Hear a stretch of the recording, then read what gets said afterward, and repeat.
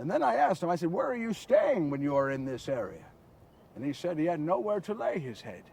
So I asked if he'd like to come with me and stay at my home in Capernaum. And he said he would.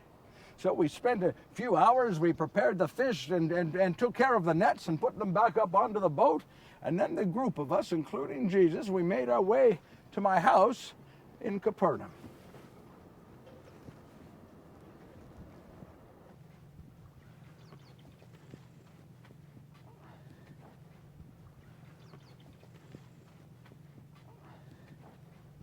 Now, when we were about from here to that tree from my house, all of a sudden I remembered something.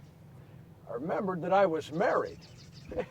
Yes, and I knew one thing. I hadn't told my wife anything about this, and I knew I did not want Jesus to hear what she was bound to say to me. Now, I want you to know something. I am the master of my house, but Perpetua is in charge. So as we were walking from here the rest of the way to my house, I was thinking, what on earth am I going to do? I don't want them to hear what she's going to... And by the time we got to my house, I decided I was going to make them stand out. So I said, Jesus, the rest of you, please stay here. Just stay outside, and I'll be right back. And I went in, and I closed the door tightly. I didn't want them to hear.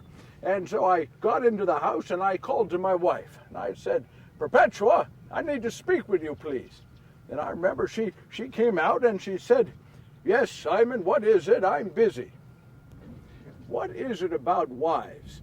Whenever you want to talk to them about something important, they're always busy doing something else. Well, I said to her, I said, Perpetua, do you remember I told you of that man that John the Baptizer had talked about? She said, yes.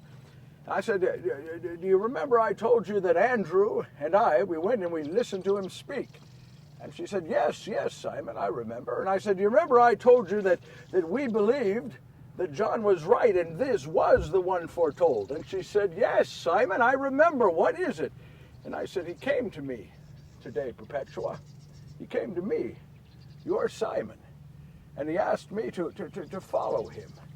And I told him I would. But I saw a tear well up into her eye. And she looked at me and she said, I had a dream just the other night that you were going to be called to greater things. She says, I will stand by you, my husband, she said. I want you to know that the heavens have blessed me with one of the most wonderful women that they'd ever created. And I said to her, this is wonderful. And then she said, well, when do I get to meet him? I want to meet him. But then when I told her I left him standing outside the door, that's when she got mad at me. And she ran to the door, she opened it, and Jesus was the only one she did not know. She put her arms around him and she said, you are welcome in our home. And you know that Jesus and the others came in and we sat around in my home and we had fun. We talked, we laughed. I pray, my beloved, I pray that at one point in your existence, you will see Jesus laugh. Jesus loved to laugh. Well, as we were sitting there, we were having so much fun that I forgot that my mother-in-law was in the house. Okay? Now, some have said that I did not tell Jesus that my mother-in-law was in the house because I didn't like her. No, I just simply forgot. But then some have said that I did not tell Jesus that she was deathly ill with a great fever because I didn't want him to heal her. No, I just simply forgot. But when Jesus heard that she was ill, he got up from what he was doing there with us and went straight to her room, and we followed and watched as Jesus laid his hands onto her head and he began to pray.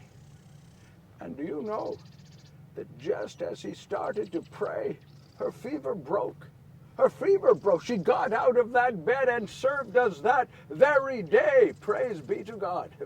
And not for the serving, but for the healing, yes? You see, that's who Jesus is. That's who he was. That's who he is. He will stop whatever he's doing to go and meet the needs of others. That's Jesus.